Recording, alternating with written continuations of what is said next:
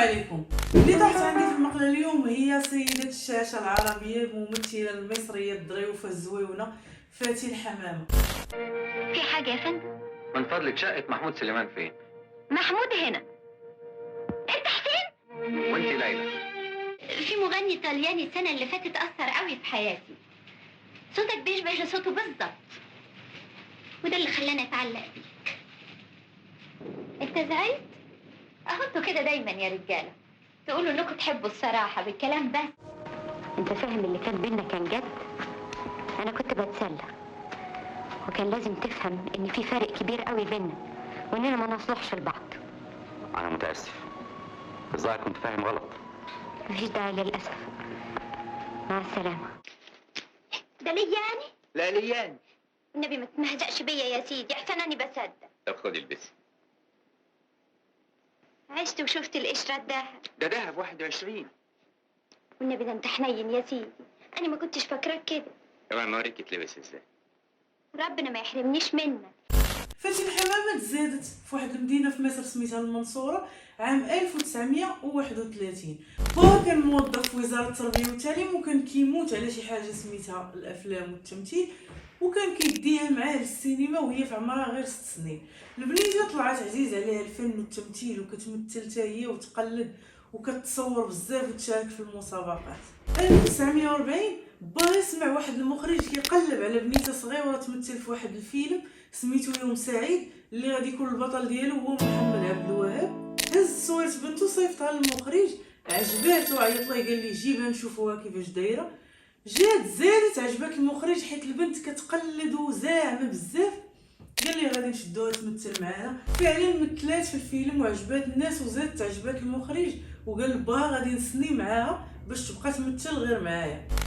الاكل النهارده حلو قوي، في مشمشيه. ايه؟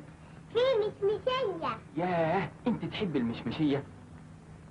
فعلا مورا مثلت جوج الافلام اخرين مع داك المخرج في 1944 والاخر في 1946. ومنين شاف البنت موهوبه ديال بصح وهذيك هي طريقه، قال بلاتي نمشيو للقاهره نديوها تكمل قرايتها تما من الاحسن.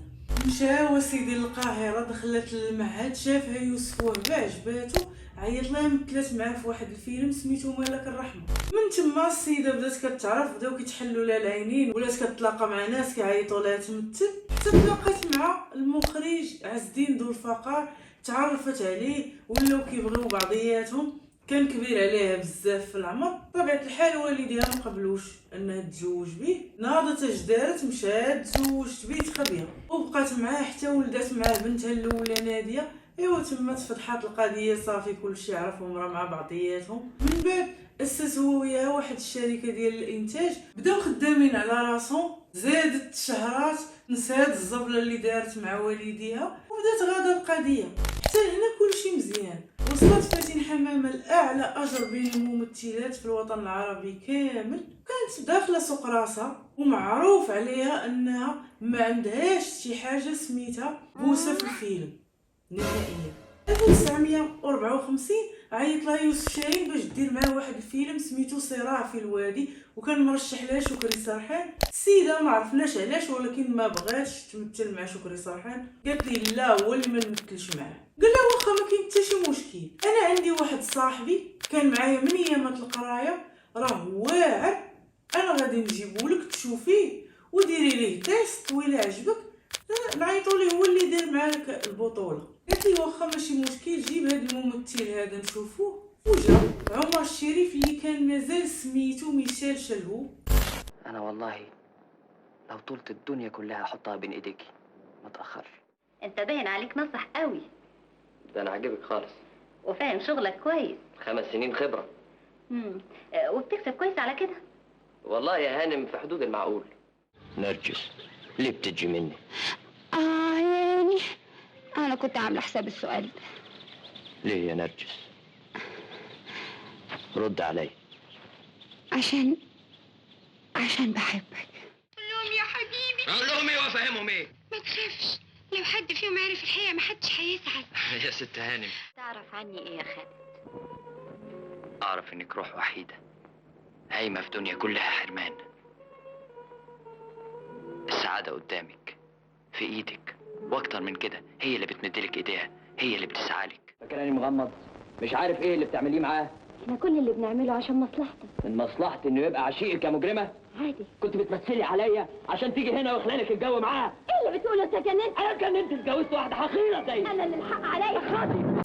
ومثل قدامها واحد الدور من مسرحية هاملت ولكن بلونجلي، حيت كان باقي ما كيعرفش تيدوي مزيان بالعربيه، وقال راه نزرب عليها نغمق عليها نمثل حداها بلونجلي. فعلا صدقات ليه الخطه، حيت هي حتى هي لونجلي ديالها ما كانتش حتى لهيه. جيبها السيد قالت لهم صافي سيروا على الله نمثلوا هذا الفيلم. السيده في وسط التصوير كان عندها واحد اللقطه كيكون حداها عمر الشريف مغيب، خاصها تعنقو. السيده باستو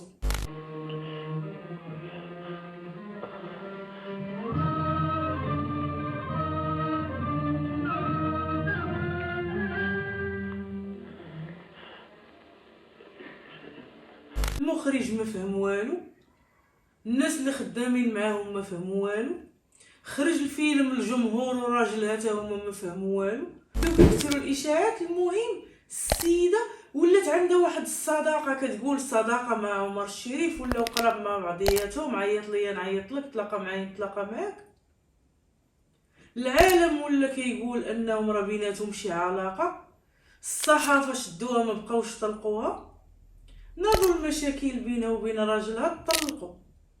السيده باقا كتنكر، كتقول لهم حنا اصدقاء ما بيناتنا والو، ما كاين حتى شي حاجه من هادشي. مورا الطلاق فين جاو سولوها قالت لهم انا ما كاين لا جواج لا والو، انا غادي نكرس حياتي كامله باش نربي بنيتي والتمثيل وهادشي اللي كاين. عام موراها ميشيل شلهوب مشى سلم وتزوجت هي وياه، ولا هو الممثل المعروف عمر الشريف. قالوا كان بيناتهم واحد قصه حب كبيره، كاين اللي كيقول لا حقا راه غير هو بغا يطلع على ظهرها حيت ديك الساعه كانت هي مشهوره.